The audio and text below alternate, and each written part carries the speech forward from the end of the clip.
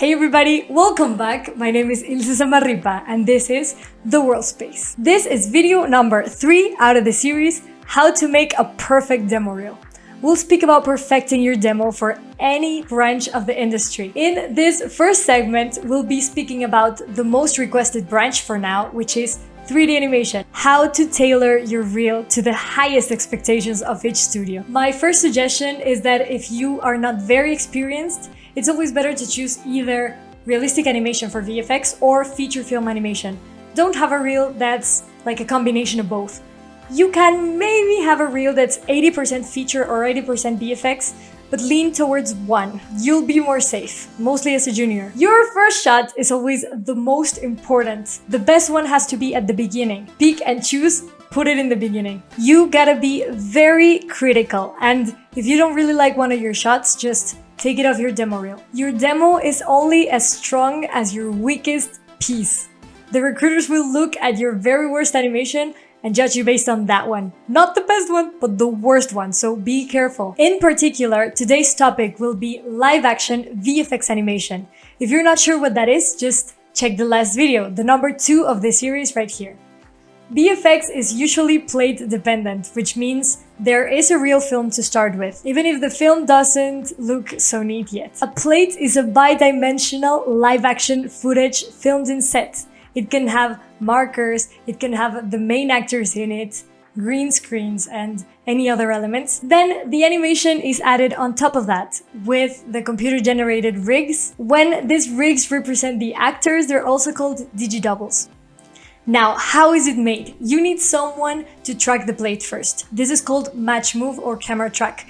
In order to create a digital camera that works in 3D, and it moves the same way as the original camera was moving on set. Then you need to add 3D space in the computer that represents the one inside the footage, the one in set. That way you can know where the ground is and where the objects are and avoid collisions. After that is when the magic of animation happens and you get this kind of beautiful results. Why do you need to understand this? Why am I mentioning plates? Because you can use plates. Even if you're a student, you can use them to make your VFX animation look more professional. That way, studios will also know that you actually know how to work with plates and with cameras that are already animated, which is a very good advantage. If you're interested in using plates and camera match move that's already made for you, I will be sharing some for you in my Patreon account. Now, let's get into it.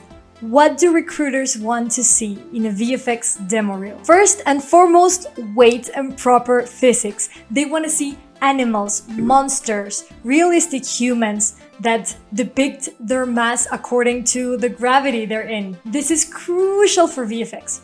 You want to have different kinds of characters, more heavy, more light, so you can show that you can actually master weight. Recruiters also want to see proper interaction among characters. You will have an advantage if you have one or more pieces in your demo reel where 2 beasts are fighting or one character is carrying another, for example. So it's important for them to see that you can animate the context and the weight shifts. Recruiters also want to see proper reaction of the objects of the set and the environment that surrounds the characters. So if you have leaves, rocks, metal, anything that reacts according to the movement of the characters, that's totally cool as well. Plus, you can demonstrate that you have an ability to add higher detail and make subtle things, and 2, you can show that you understand the physics of different objects and you can animate them. Another thing they want to see is cycles inside of actions. So if you have a creature or a human that's running, you want to add challenges on top of that. How well can you break up an animation cycle to tell a narrative? When you're working in VFX studios, sometimes you already have cycles of the creatures. They're done, they're there. But it's important to know how to make a strong cycle and then change it so it looks good in the context of your shot. And you want it to be zigzagging or doing something that's different, not just running in a straight line at the same speed. You gotta do something creative, do something different. Another thing recruiters want to see is different anatomies in your creatures. The more variety you have, the better. So can your creatures fly? Can your creatures crawl, swim? Are they 4-legged? Are they 2-legged? The sky is the limit. You talented beast. You want to have good music as well. It can be cinematic or even a little pumped up, harder music because it's VFX, but be very, very careful with what you pick, because if the recruiter gets annoyed, he will turn it off. And if you have dialogues or sound effects or anything, you're doomed because they won't be able to hear it anymore. Also, a very important tip is to make sure that the music doesn't overpower the animation. Back when I was studying, I made a demo reel, which was not a very cool one, and decided it would be a great idea to put a song of a Houdini reel. So it was like boom, boom, boom, boom, boom, and the content was so simple, but the music was so epic.